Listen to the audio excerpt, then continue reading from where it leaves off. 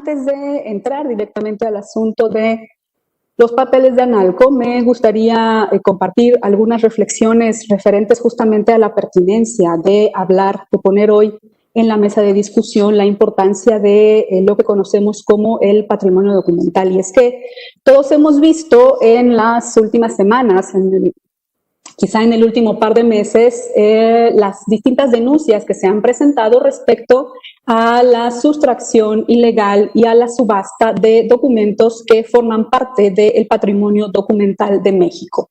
Es el caso de los documentos que se denunció habrían sido sustraídos, documentos cortesianos sustraídos del Fondo Hospital de Jesús del Archivo General de la Nación, una sustracción que denunciaron diversos investigadores de la UNAM, del INA y de universidades europeas.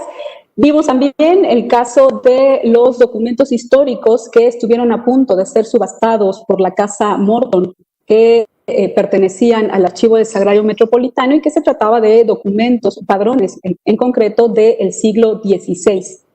Otro caso también muy reciente que fue denunciado por distintos colegas, entre ellos colegas del instituto, la doctora Virginia Grea, el doctor Alfredo Ávila, referente a los intentos de subastar un lote documental que contenía cartas firmadas por Miguel Hidalgo, que gracias justamente en estos tres casos, justamente gracias a las denuncias de los distintos historiadores, se pudo frenar o por lo menos se pudo evitar la subasta de estos documentos, aunque todavía no han sido restituidos a sus repositorios originales. En otros casos, y según documenta esta nota que les comparto del País, si bien se pudo frenar la venta de la carta de Miguel Hidalgo, otros, como una carta asignada por José María Morelos, sí fue subastada por un precio de 80,000 pesos mexicanos. Lamentablemente, estos casos, aunque han sido, digamos, varios en los últimos meses, pues sabemos bien que este problema no es un problema reciente, no es un problema que más bien se ha destapado, se ha hecho público en los últimos años, pero sí es un problema recurrente en el patrimonio documental mexicano. Ya vemos en esta nota cómo se señala que en los últimos 4 años México presentó 51 denuncias por la venta ilegal de documentos. Lo que quiero que noten es que la fecha de esta nota es noviembre de 2017, lo cual nos confronta con una problemática importante, recurrente y quizás crónica del patrimonio documental mexicano, y es la sustracción ilegal.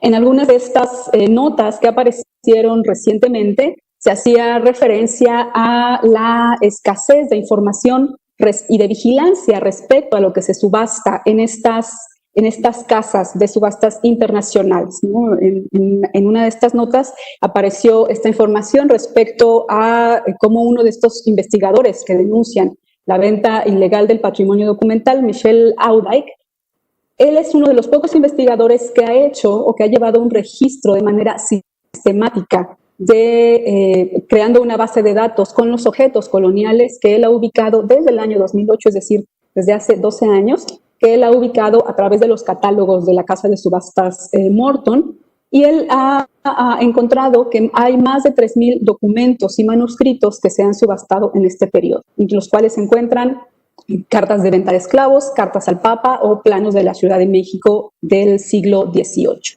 También, y desde 2014, Michel Audaig señala que ha hecho un seguimiento de lo que se oferta en las subastas de Swan, de la casa de subastas Swan en Nueva York, y ha registrado desde 2014 80 documentos, entre los que se cuentan algunos tan importantes como una colección de 10 testamentos en náhuatl, hasta reglas de ortografía, diccionario y arte del idioma otomí. Estamos entonces ante un problema significativo que está mermando el patrimonio documental de México. Y en el mejor de los casos, bueno, es un problema no solo por la sustracción ilegal, sino porque en el mejor de los casos este patrimonio va a dar a instituciones como universidades en el extranjero que adquieren los documentos y los incorporan a sus catálogos, los hacen del conocimiento público o están libres para el acceso y la consulta. pero en el peor de los casos, cuando estos documentos son comprados por particulares, pues prácticamente desaparecen de la vida pública. No sabemos quiénes son sus compradores por una norma de confidencialidad, no sabemos en manos de quién están y, por supuesto, su contenido se va a perder.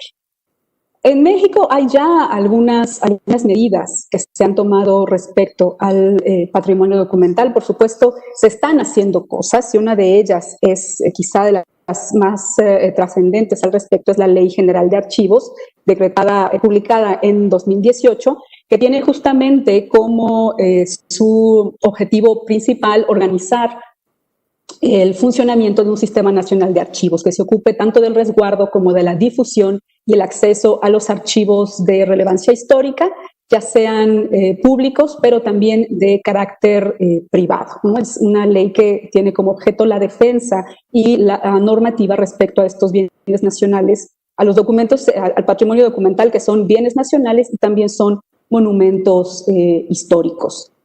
Y hay también, además de las instituciones públicas, algunas organizaciones fundamentales para la preservación y conservación de los archivos. Y una de las más importantes en nuestro país, sin duda, es ADABI, la Asociación de Apoyo al Desarrollo de Archivos y Bibliotecas de México, que ha hecho un trabajo extraordinario, por aquí algunas de sus principales líneas de acción, un trabajo extraordinario en los diversos archivos de nuestro país, que implican desde el diagnóstico de colecciones documentales, su rescate, su descripción, su intervención mediante restauraciones, la elaboración de registros, catálogos, etcétera. Es decir, sí se están haciendo, sí hay acciones tendientes a la protección del patrimonio documental. Sin embargo, la gravedad de este problema tendría que movilizarnos a todos y particularmente al gremio de historiadores que tenemos al patrimonio documental como una de nuestras principales herramientas de trabajo, ¿no?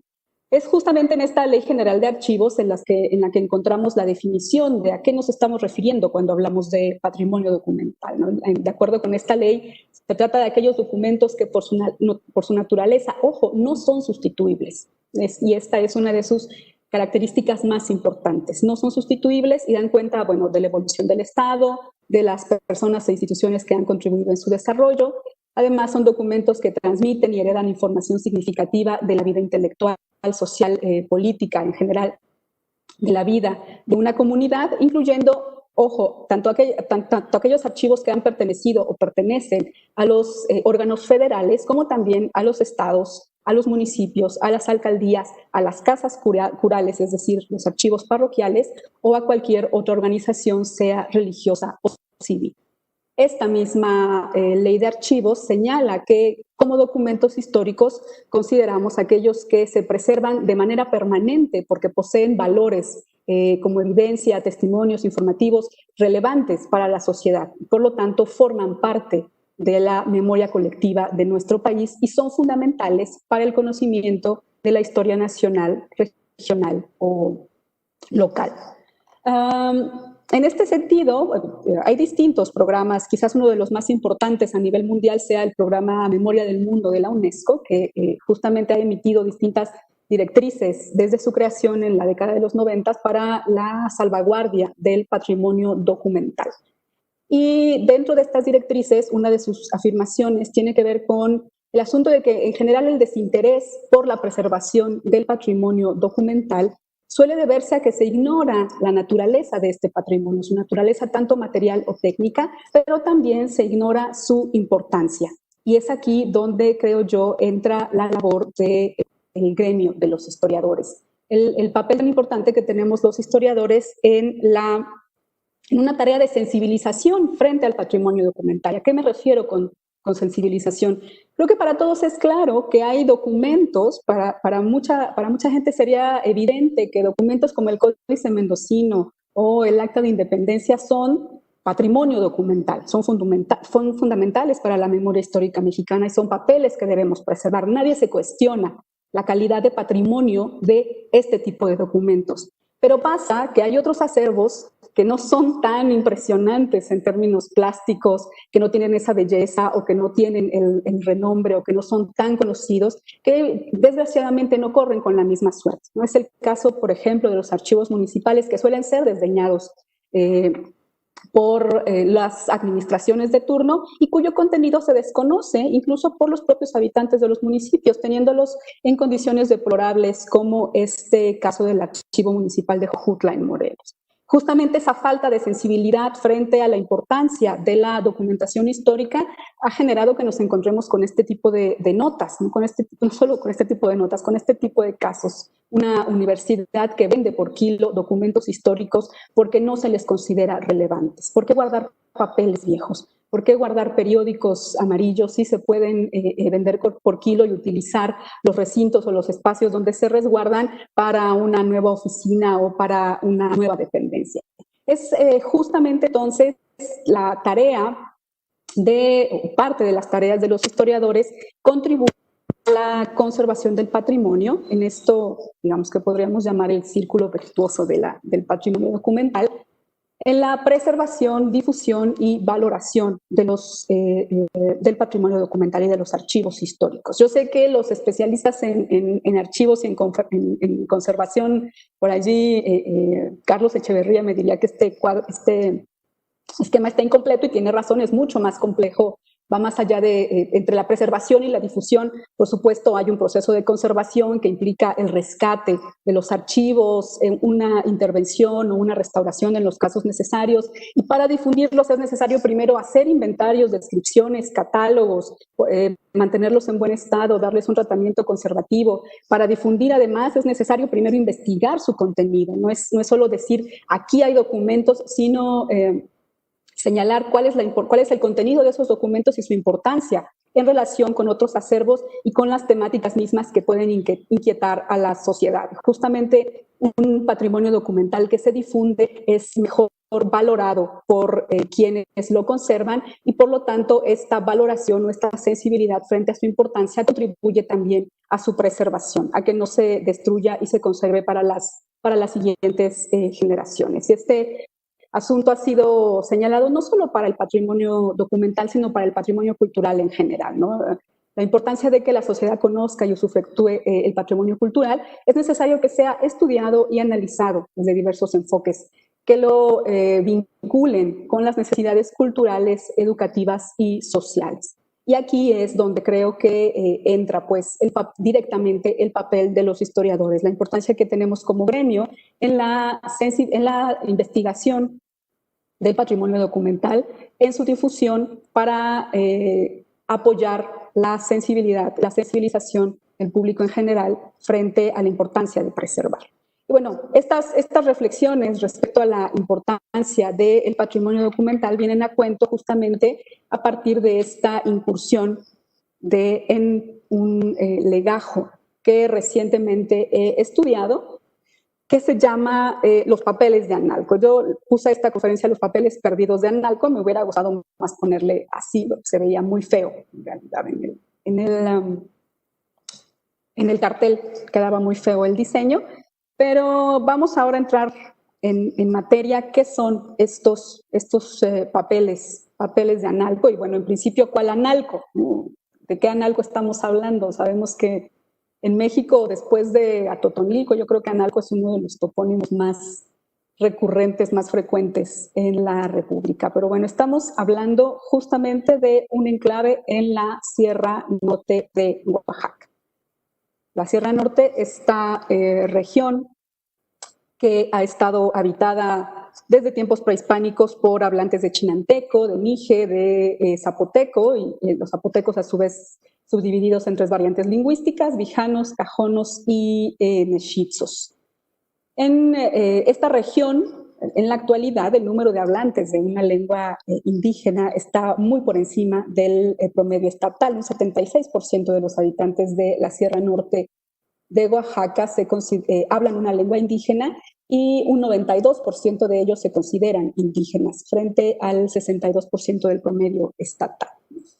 Al día de hoy, pues no hay un registro de que en esta región oaxaqueña habiten hablantes de náhuatl. En realidad, los únicos nahuablantes del estado de Oaxaca se localizan hacia el norte, en la Sierra Mazateca, colindando con el estado de Puebla, ¿no? No obstante, durante el periodo colonial, pues sí existió en esta región un pequeño enclave de indígenas nahuas cuya relevancia fue mayúscula en la consolidación del dominio colonial de esta región. Y me refiero a estos indígenas denominados genéricamente mexicanos de Analco.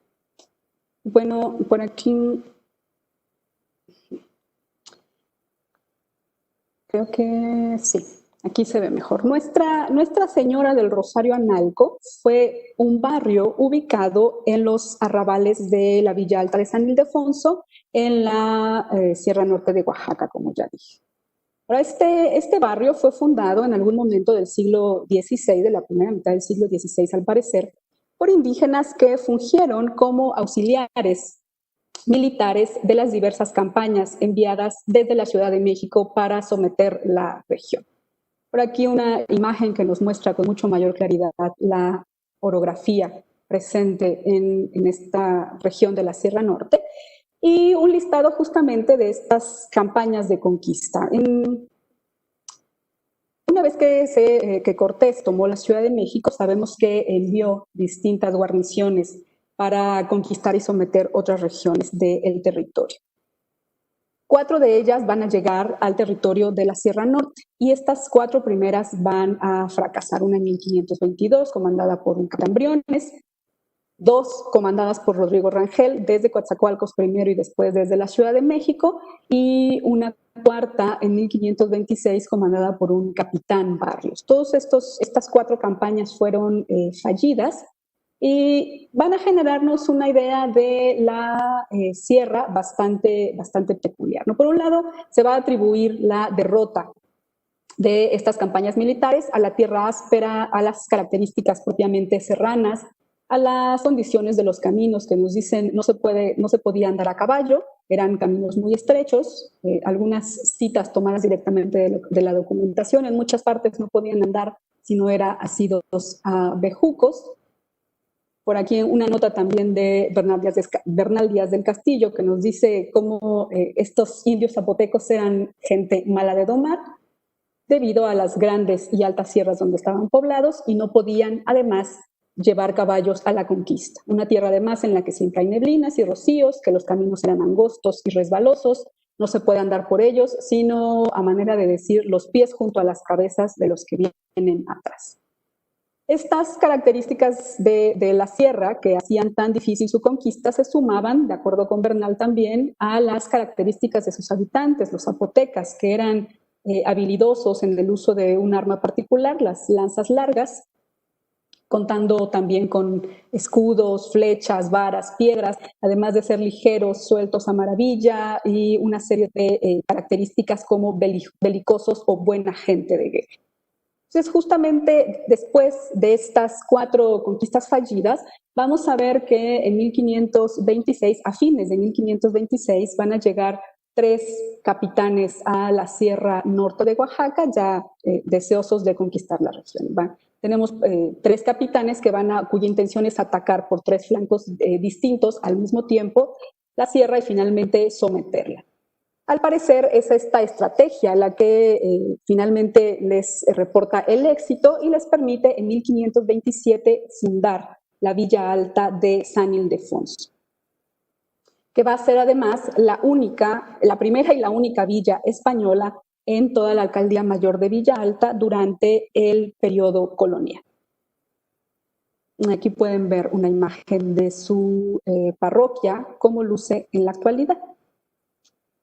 Ahora bien, todas estas campañas, tanto las campañas militares fallidas como las que finalmente triunfaron y lograron la conquista de la sierra, contaron con el auxilio de numerosos indios amigos, según lo señalaron contemporáneos como Bernal Díaz del Castillo, quien estuvo presente en algunas de estas entradas militares, y los propios mexicanos de Analco también dejaron constancia de su participación en estos procesos de conquista. Por ejemplo, la documentación que generó el barrio de Analco durante el periodo colonial hace referencia constante a su calidad de conquistadores de estas provincias.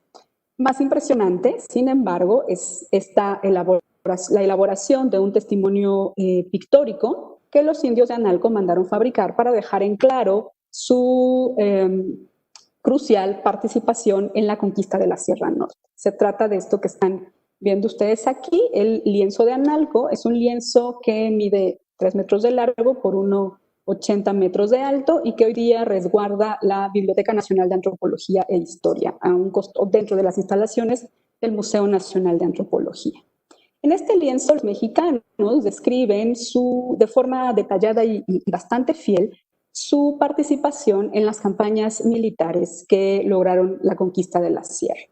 Su participación en el reconocimiento del territorio, en el sometimiento de los señores locales, en las batallas en contra de los zapotecos y de los mijes, donde los vemos peleando codo a codo con los españoles, algunos de ellos usando arcos y flechas, otros usando macuahuitl o macanas, pero en otros casos los vemos también ya portando espadas españolas. Por aquí los vemos algunos flecheros y vemos también soldados nahuas portando la espada española. Además de registrar su participación en las batallas, dejan en claro también su importancia como aliados y auxiliares en el proceso que siguió a la conquista, el establecimiento de las instituciones castellanas, la implantación de la religión cristiana y el mantenimiento del orden a nivel regional, lo que implicó también prestar auxilio militar para sofocar las distintas rebeliones, numerosas rebeliones que siguieron a la fundación de San Ildefonso Villalta. Aquí algunas escenas más de este lienzo. Como decía, estos indígenas auxiliares que participaron en las campañas de conquista no regresan a sus lugares de origen una vez que la campaña finaliza, sino que se quedan en las inmediaciones de Villa Alta y más tarde recibir en donación en merced por parte del Cabildo de Villa Alta estas tierras para que establezcan sus habitaciones. Y esto es lo que más tarde va a ser conocido como el barrio de Analco, ubicado al oeste de la Villa Española. Ahora bien, la particularidad de haber sido un pequeño enclave de indígenas nahuas rodeados de un gran número de pueblos zapotecos y mijes, además de su papel como auxiliares de los españoles, que fue una característica que los distinguió durante buena parte del periodo colonial, ha suscitado la atención de diversos historiadores. Aquí tenemos un par de vistas más de un mapa colonial, en el que vemos justamente la ubicación de la Villa Española y su barrio Analco. Sí, a pesar de que se trata de un enclave, digamos, relativamente pequeño de nahuas, un pueblito a un costado de la Villa Española, es cierto que ha recibido bastante atención por parte de la historiografía. Y es que Analco generó una gran cantidad de documentación, de ahí que haya muchos investigadores que se hayan dedicado a estudiar distintos aspectos de este pequeño enclave náhuatl. Por ejemplo, John Chance, en su texto La conquista de la sierra, no dejó de notar la importancia que tuvo este asentamiento de indígenas aliados en la supervivencia de la precaria Villa Española de San Ildefonso. Y es que durante su primer siglo de existencia, los españoles de San Ildefonso Villa Alta se quejaron de forma recurrente de los pocos beneficios que obtenían de sus encomiendas, de la escasez y el desabasto de alimentos que sufrían a causa de que los zapotecos y mijes se negaban a entregarles maíz, de la lejanía de otros centros de población española y, bueno, del carácter belicoso y rebelde de sus habitantes. En este contexto, nos dice John Chance, los nahuas de Analco fueron una pieza fundamental para evitar que los españoles abandonaran Villa Alta a lo largo del siglo XVI. Yanakakis, por su parte, en distintos textos, pero en particular en este artículo de Indios Conquistadores, ha analizado con bastante detalle el rol político y cultural que desempeñaron los indígenas de Analco en el establecimiento del control colonial en esta lejana región.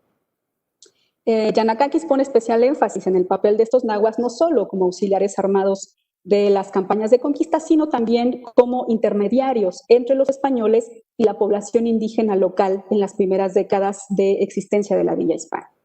Para el siglo XVII, además de ayudar a sofocar rebeliones y tumultos, los de Analco también fungieron como traductores, mensajeros, ayudaban en el cobro de tributos y en general auxiliaban la impartición de justicia y las labores de los alcaldes mayores.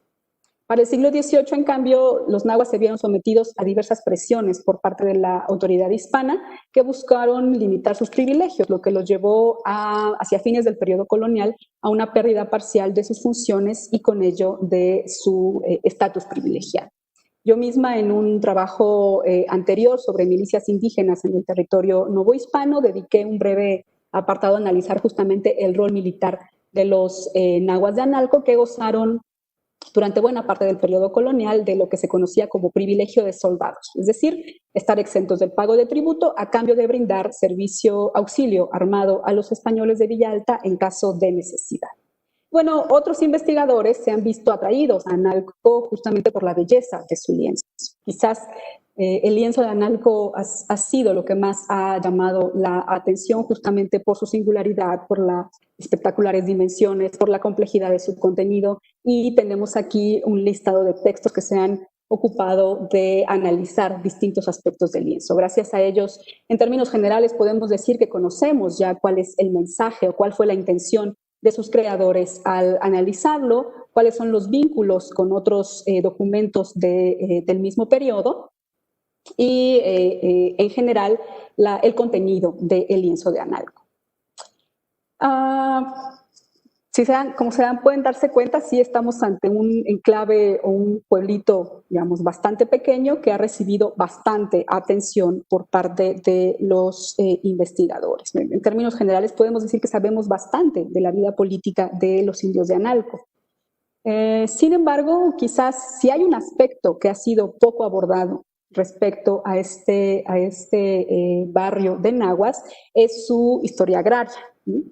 Y ello se debe a una aparente ausencia de fuentes documentales sobre este tema, ¿no? En distintos archivos, en el Archivo General de la Nación, en el Archivo Histórico Judicial del Estado de Oaxaca, en el Archivo General del Estado, pues hay una gran cantidad de documentos relativos a los conflictos por la tierra entre diferentes pueblos de indios de la Sierra Norte de Oaxaca, particularmente entre los siglos XVII y XVIII. Sin embargo, no involucran a los indios de Analco, ¿no? También sabemos que, asimismo, si bien sabemos que desde el siglo XVI los indios de Analco recibieron mercedes de tierras para habitar y sembrar, no se conocen los títulos de tierras y apenas existen algunos testimonios de compra-venta de tierra que involucren a los vecinos de Analco. Entonces, revisando los trabajos existentes sobre este pueblo, pues da la impresión de que sus habitantes tuvieron escaso vínculo con la tierra y que la actividad agrícola tuvo poco peso en la economía local, en tanto buena parte de los indios de Analco se enfocaron en servir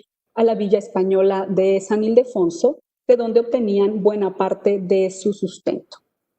Sin embargo, el conjunto documental del que les voy a hablar a continuación puede contribuir de forma significativa a transformar esta visión.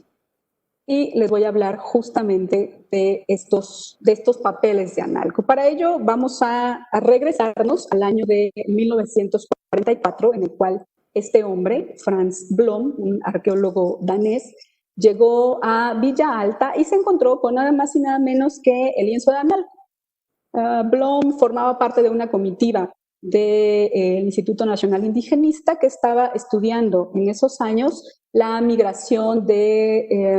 ruta de migración de la oncocercosis, esta enfermedad que genera ceguera, que es transmitida por una mosca, que se conoce como ceguera de los ríos. Pero Blom, debido a su formación profesional como arqueólogo, señala que estaba muy interesado en conocer los documentos o lo que él llama los tesoros que resguardaban los indígenas. Él llegó a Villa Alta y comenzó a preguntar si existía alguno de estos tesoros, documentos, lienzos, códices que tuvieran resguardado y que quisieran mostrar. Y la narración de su experiencia en Villa Alta, que es muy, muy emotiva, muy vívida también, dice que tuvo la suerte de encontrarse con el presidente municipal de Villa Alta, que era originario del barrio de Analco. Entonces lo llevan a las que habían sido las casas del ayuntamiento de Analco y nos dice, entraron unos hombres cargando unos bultos envueltos en periódicos viejos. De uno de estos sacaron un trapo viejo, o al menos así parecía.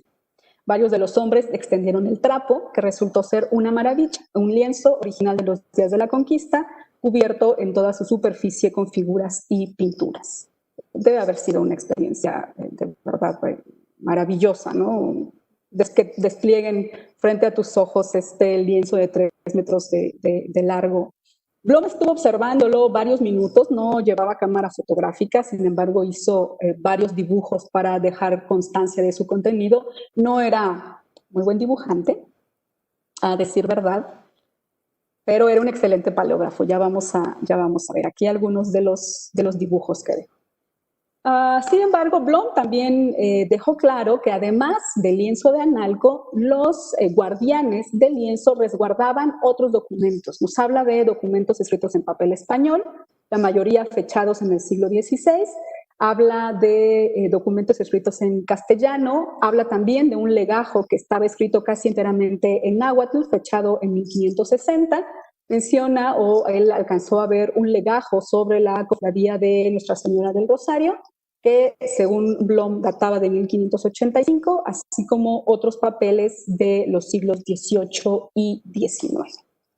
Ahora bien, el lienzo de Analco fue donado a la Biblioteca Nacional de Antropología en 1969 por un particular, pero la donación no incluía ningún documento.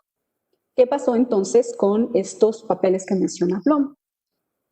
Muy pocos investigadores al día de hoy se han preocupado por su localización a pesar de la relevancia para conocer la historia de la región en el siglo XVI, que es un periodo del que particularmente tenemos pocos documentos. Incluso hay investigadores que han llegado a decir que los papeles se encuentran perdidos, ¿no? Florin Asselberg, Yanakakis, Rafael Mena han señalado que que se desconoce la ubicación de los papeles. Sin embargo, como les voy a mostrar a continuación, bueno, estos documentos han estado siempre en Villalta, si bien es cierto que han sufrido pérdidas considerables en el transcurso del tiempo. A ver, según sabemos por Blom, los expedientes eran en su amplia mayoría litigios por tierras entre la gente de Analco y los indios mijes y zapotecos, sus vecinos, a excepción del ya mencionado legajo de la Cofradía de la Virgen del Rosario, la patrona de Analco. Pasaron 30 años desde que Blom pisó Villa Alta hasta la llegada de John Chance, quien estuvo en distintas estancias de investigación entre 75 y 78 en Villa Alta, consultó el archivo parroquial, donde él refirió haber hallado, además de los libros parroquiales, obviamente, un legajo de papeles pertenecientes a las tierras de Analco. Chance no refiere que esos documentos sean los mismos que vio Blom. Y un dato importante es que en esos papeles, en ningún momento Chance nos dice haber visto documentos escritos en náhuatl. Quizás la ausencia justamente de documentos escritos en náhuatl haya sido lo que le impidió darse cuenta que esos papeles eran los mismos que Blom vio décadas atrás, ¿no? Y es probable también que a ello se deba la afirmación tanto de Asselberg como otros autores de que los papeles se encuentran perdidos. Sin embargo, en una visita a Villa Alta en noviembre del 2019, pude constatar que buena parte de los papeles de Analco se encuentran aún hoy en el archivo parroquial de Villa Alta. Este que ven en la imagen es el archivo parroquial y este hueco que ven aquí es en donde se ubica justamente que son los papeles de Analco. ¿Qué contiene este legajo? Bueno, son 9 expedientes, algunos, la mayoría del siglo XVI, han sido separados en fecha reciente, están colocados en folders de cartulina azul comerciales y se les asignó también un número progresivo sin que sepamos cuál es o cuál fue el criterio mediante el cual se separaron y se ordenaron. Se les asignó también una fecha que por lo general es la fecha que aparece en el primer documento. Aquí están los números progresivos que se les asignaron y su contenido. Sin embargo, es decir, si nosotros vemos el listado de los papeles de Analco, las fechas, la existencia de este libro de la Cofradía del Rosario que Blom fechó como 1585, en realidad es 1685, hay un error de lectura ahí de una cifra. Si vemos que se trata además de pleitos de tierras, pues parece que no nos queda ninguna duda de que estos papeles son los que se encuentran, estos papeles que se encuentran en el archivo parroquial de Villa Alta son los mismos que vio Blom en 1944. Pero, y aquí viene otra vuelta de tuerca en este laberinto documental, Blom registró en este artículo que publica después de su visita a Villalta, él tuvo el cuidado de copiar textualmente frases de 2 documentos, que son estas que les pongo aquí. Él copia textualmente el encabezado de un documento fechado el 9 de agosto de 1589, que es una petición de los mexicanos naturales del pueblo de Analco, sujeto a esta villa, en la que hacen relación de que fueron desde la Ciudad de México ayudando a los conquistadores españoles. Y la segunda cita textual es el documento en náhuatl, que estaba, el encabezado era este que vemos aquí. Bueno, si revisamos los 9 expedientes que están en el archivo parroquial de Villalta, resulta que ninguna de estas citas está en los expedientes. ¿Son entonces o no los papeles de Analco los que vio Blom en 1944? Bueno, aquí, cuando llegamos a un callejón sin salida dentro de un laberinto, pues hay que retroceder algunos pasos para buscar otras vías. Y esa otra vía es justamente la Family History Library de la Iglesia de Jesucristo de los Santos de los Últimos Días, comúnmente conocidos como mormones. Sabemos que los mormones se han ocupado de microfilmar y más tarde de digitalizar los documentos de muy diferentes archivos nacionales, estatales, municipales, parroquiales, censos, registros civiles, entre otros más. Esta labor de microfilmación y digitalización ha dado lugar a uno de los repositorios digitales más importantes del mundo para los interesados en genealogía y heráldica y para los interesados en historia en general. Desde hace algunos años, además, la biblioteca está abierta a la consulta libre para cualquier usuario, sea miembro o no de la Iglesia, a través de su base de datos en línea que se llama Family Search, ¿no? Sabemos también que esta microfilmación se dio en el marco de un convenio con la Iglesia mexicana y con el Estado mexicano. De ahí que una copia de todos los microfilmes hechos por la Iglesia de los Mormones haya sido entregada al Archivo General de la Nación, ¿no? De hecho, si ustedes entran a la web de Family Search, van a encontrar buena parte de los archivos coloniales, de los documentos coloniales del Archivo General de la Nación digitalizados y para libre consulta. El ramo indios completo, el ramo tierras completo, provincias internas, Californias, entre otros, se pueden encontrar completos, digitalizados y ordenados para libre consulta y descarga en la web de Family Search. Y esto, ahora en tiempos de confinamiento y de archivos cerrados, pues es muy, muy útil, ¿no? Para el caso específico de Oaxaca, la Family History Library cuenta con más de 7 millones de imágenes tomadas de los archivos estatales. Estas imágenes están clasificadas en 2 colecciones: registro civil, con casi 4 millones de imágenes, y registros parroquiales y diocesanos, con 3,5 millones de imágenes.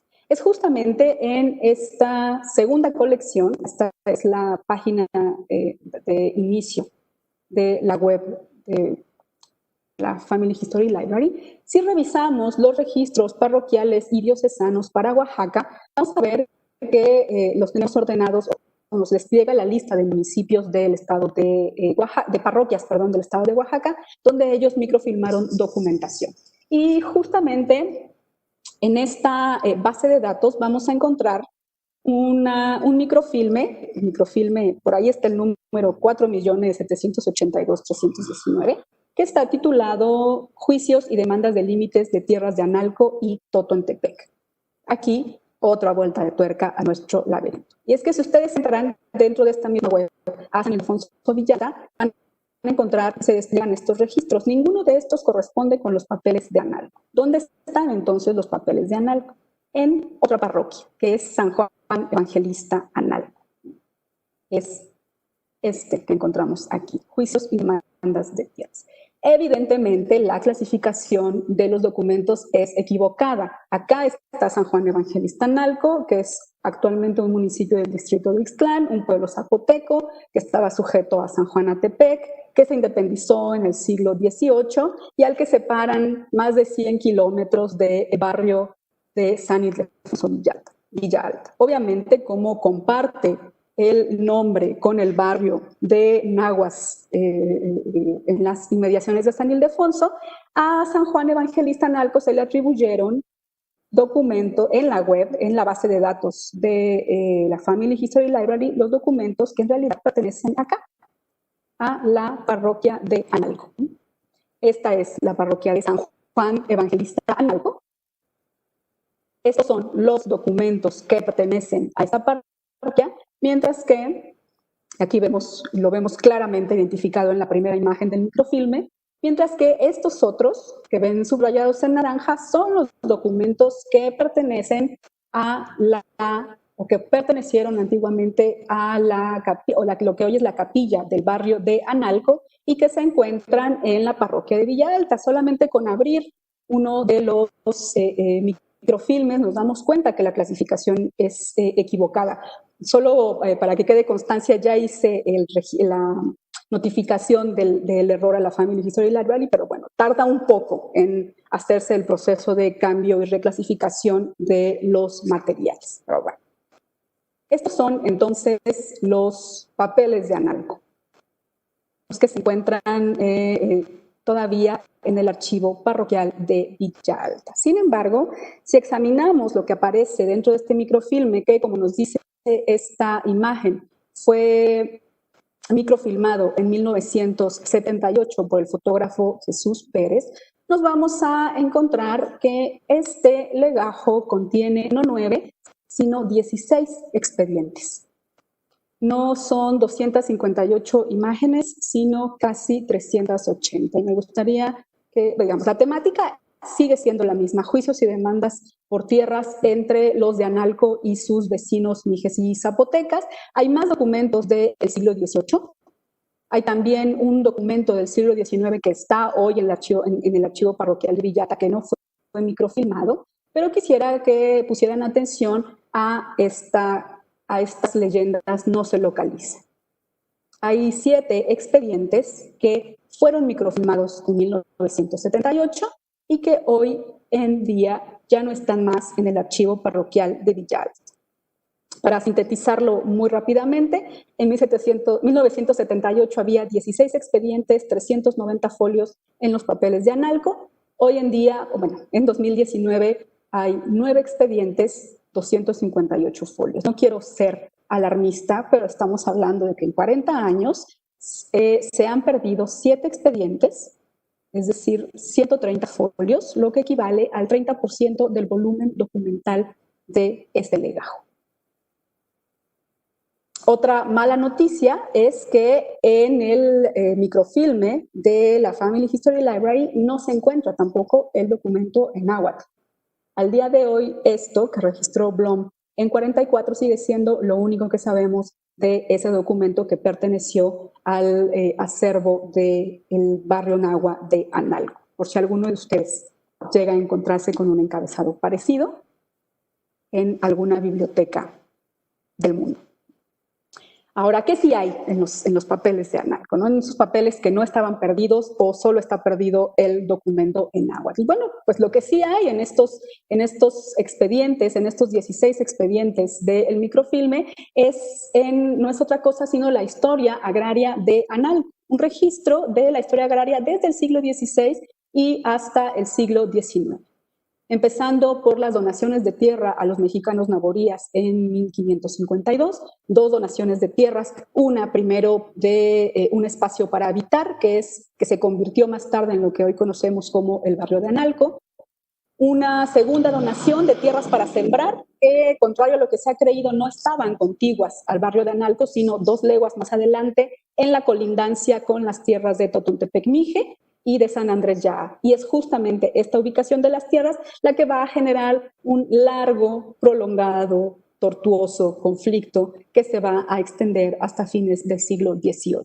Un conflicto en el que los mijes van a acusar a estos indios de Analco de ser advenedizos, de ser de nación y lengua diferente, de ocupar unas tierras ilegítimamente, de extenderse más allá de la mercedación que se les había dado a mediados del siglo XVI. Un conflicto además que tiene distintos episodios de soluciones parciales, de periodos de latencia, de un momento de estallido en diferentes épocas, y dentro del conflicto diferentes elementos que se pueden analizar desde por ejemplo, las estrategias que utilizan los indígenas de Analco para incrementar la tierra, que son estrategias, algunas de ellas legales, como acusar a los mijes de estar excediendo los límites de sus tierras o contradecir las vistas de ojos que se hacen de las mojoneras de manera periódica en los límites entre los distintos pueblos, Algunas otras estrategias, bueno, tan burdas, pero tan comunes como directamente mover de forma arbitraria las mojoneras, suscitando con ello en ocasiones conflictos no solo legales, sino también enfrentamientos personales, golpes y alborotos dentro de la comunidad. Otro elemento importante que sí encontramos también dentro de estos papeles es justamente cómo los indios de Analco, a pesar de que vivieron sirviendo a la villa española de San Ildefonso, también desarrollaron un vínculo estrecho con la tierra. Es decir, podemos ver aquí la existencia de una economía mixta en Analco, en el que una parte del sustento se obtenía sí de los sueldos obtenidos por los servicios que daban a Villa Alta como ministros, como mensajeros, como maestros de escuela, mientras que la otra derivaba de la explotación de las tierras mercedadas. Esta reconstrucción de la historia de Analco es justamente mi proyecto, de la historia agraria de Analco es justamente mi proyecto de investigación en curso y del que espero pronto poder presentar una nueva monografía. Sin embargo, lo que quiero hablar aquí no es de la historia agraria misma, sino de cómo estos papeles de Analco dialogan con otros documentos y con lo dicho ya por otros investigadores, ya sea confirmando o refutando sus aseveraciones. Y particularmente quisiera hablar del tema de la identidad, porque justamente una de las interrogantes que se han planteado los distintos investigadores frente a este asentamiento frente al barrio de Analco es su lugar de origen. En el lienzo, por ejemplo, en la documentación y en el lienzo de Analco, los indígenas nunca señalan cuál era su lugar de origen antes de migrar, antes de llegar como auxiliares militares a la Sierra Norte. Y esto, sobre todo en el lienzo de Analco, salta mucho a la vista porque otros lienzos de indios conquistadores, digamos, similares al lienzo de Analco, como el lienzo de Tlaxcala o el lienzo de Cuauhtémoc, bueno, los indígenas fueron muy cuidadosos de mostrar su lugar de origen para conmemorar también su papel como aliados de la conquista. Entonces, este hecho de que los indígenas no mencionen cuál es su lugar de origen ha llevado a distintas especulaciones. Por un lado, Franz Blom, cuando estuvo en Villa Alta en 1944, señaló que la Sierra Norte habría sido conquistada por tlaxcaltecas aliados de los españoles. Y esto lo hizo basado en la memoria oral de los habitantes de Analco, en lo que le platicaron en ese momento sus informantes. John Chance también, por su parte, si bien él remarca que se trataba de naborías, hablantes de náhuatl, originarios de diversos pueblos del centro de México, afirma que eran mayoritariamente tlaxcaltecas, ¿no? sin señalar en qué basa esta afirmación. Tanto Viola Koenig como Florin Nasselberg también sustentan la afirmación del origen tlaxcalteca de los indios de Analco e incluso señalan el estilo tlaxcalteca del lienzo elaborado en el siglo XVI, ¿no? Sin embargo, ya hace algunos años, Yannakakis hizo notar que las referencias a Tlaxcala como lugar de origen de estos indios de Analco no aparecen en la documentación que ella consultó, sino hasta el año de 1761, es decir, bastante tarde. Mientras que en la documentación de los siglos precedentes, los de Analco eran referidos como naborías o como mexicanos. Y aquí hay otro problema, porque la propia Yannakakis, bueno, nos ha mostrado la imprecisión que tienen ambos términos. En el caso de naborías, podía hacer referencia tanto a indios de servicio doméstico o criados que servían a los españoles también como trabajadores de campo, como artesanos o como auxiliares militares en caso necesario. No son esclavos, pero sí indios, digamos, con una condición similar cercana a la servidumbre. Para finales del siglo XVI, el término empezó a asociarse con los trabajadores urbanos, con los indios migrantes desarraigados de sus comunidades de origen que se asentaban en las ciudades de españoles o en sus alrededores y se dedicaban a proveer de bienes y servicios a la sociedad colonial urbana. Trabajaban como artesanos, sirvientes y trabajadores agrícolas. Mexicanos, por su parte, era un término que en el siglo XVI, es un término que en el siglo XVI se empleaba comúnmente para referir a los hablantes de náhuatl o lengua mexicana procedentes de comunidades diversas del centro de México y en el caso particular de Oaxaca a los hablantes de náhuatl establecidos tanto en los valles centrales como en el istmo de Tehuantepec. John Chance además registra otro uso del término y es que en Jalatlaco, este barrio de indígenas naborías ubicado en las afueras de la villa española de Antequera, mexicano era el término empleado para referir a los hablantes de náhuatl procedentes de Tenochtitlán, pues en Jalatlaco había también tlatelolcas, tlaxcaltecas, huejotzincas, es decir, hablantes de náhuatl que procedían de otros pueblos. Ahora, ¿qué nos dicen los papeles de Analco respecto a este asunto? En primer lugar, pues vale la pena señalar que en ninguno de los documentos que forman parte de este legajo se hace referencia a un origen tlaxcalteca, ¿no? Tlaxcala ni siquiera aparece mencionada en los documentos tardíos de los siglos XVIII y XIX. Las únicas evidencias sobre el origen supuestamente tlaxcalteca de los de Analco que tendríamos al día de hoy serían entonces este documento de 1761 en el que algunos habitantes de Analco afirmaron ser del origen de los primeros tlaxcaltecas, auxiliares de los primeros conquistadores de estas provincias, la información que le dieron a Blom en 1944 los habitantes de Analco y las afirmaciones de Koenig y Hasselberg respecto al estilo tlaxcalteca del lienzo. Sin embargo, sí hay que decir que en ambos momentos, tanto en 1761 como en 1944, los habitantes de Analco se enfrentaban a intentos por minar su estatus privilegiado. En 1761 se intentó obligar a los indios de Analco a que aceptaran el patrullaje de los soldados españoles de Villa Alta en su barrio, lo que fue leído como un ataque a la autonomía política de Analco. Además, se intentó también prohibirles el uso de armas y el ejercicio de soldados. Para 1944, en cambio, derivado de un descenso importante de la población en Analco, por órdenes del gobierno estatal, Analco dejó de ser reconocido como municipio libre para incorporarse como un barrio subordinado políticamente a Villa Alta. Nos dice Blom que la molestia de los de Analco llegó a tal grado que incluso escribieron una carta al gobierno del estado de Tlaxcala expresando su deseo de volver a la tierra de su origen. Así es posible que tras los ataques de 1761 ciertos indios de Analco hayan recurrido a identificarse como tlaxcaltecas, que era una bien conocida identidad de prestigio, como un medio para detener los intentos de las autoridades locales por desconocer su estatus.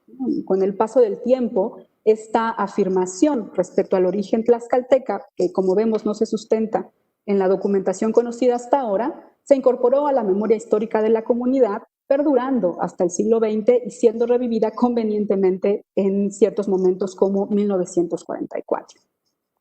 Y esta información, este supuesto origen tlaxcalteca no solo no se sustenta en la documentación interna de Analco, tampoco es apoyada por los contemporáneos. El padre Fray Francisco de Bourbois, por ejemplo, que escribió en 1674, deja muy claro que los habitantes del barrio de Analco eran mexicanos. O el viajero del director alemán de minas, Eduard Mullenford, en 1844, habla de 30 españoles y 100 aztecas que conquistaron la sierra en el siglo XVI. Y bueno, respecto a la afirmación del estilo tlaxcalteca del lienzo, pues basta señalar que en realidad se trata de un estilo náhuatl.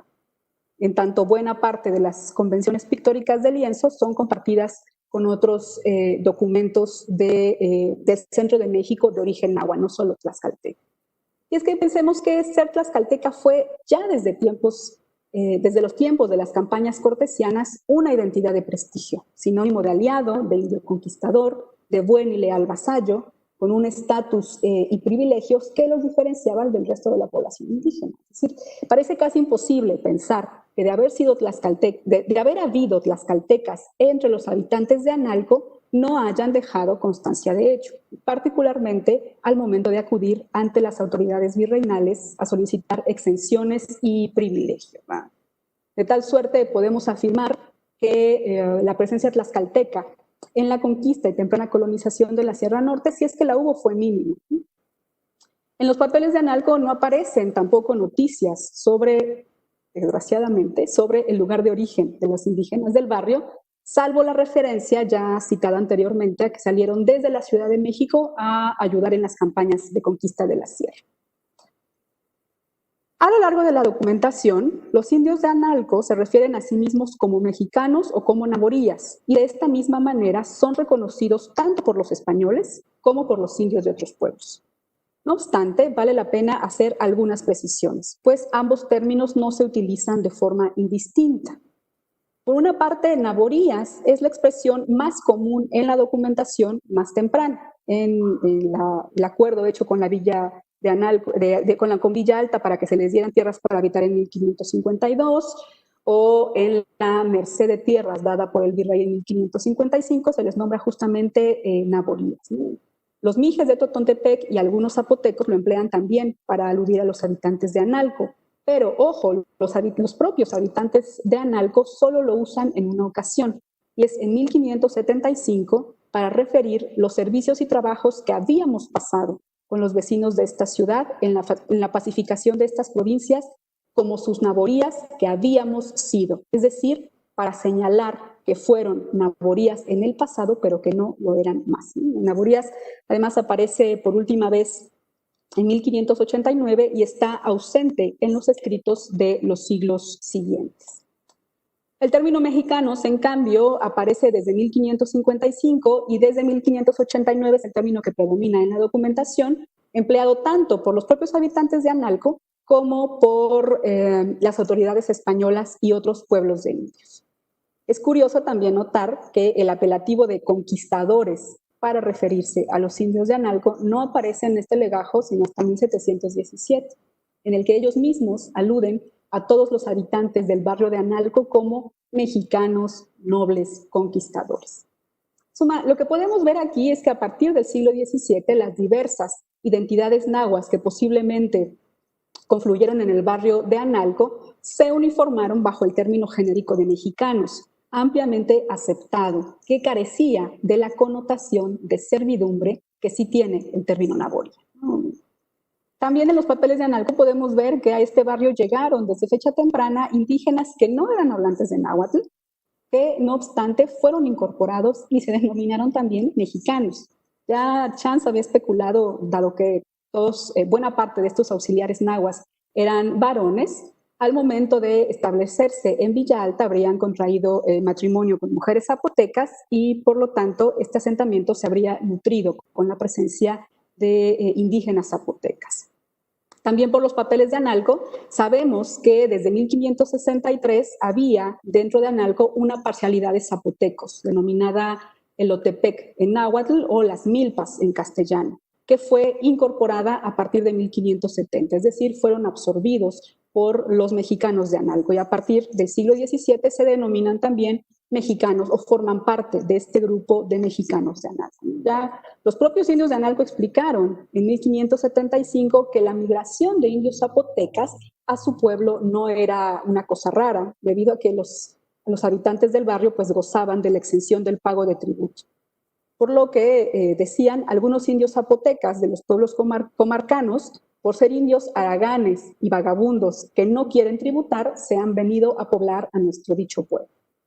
Ello explica también que en 1589 los mijes de Totontepec se refirieran a los de Analco como los indios que dicen son mexicanos, expresando su reserva respecto a la identidad asumida por el barrio.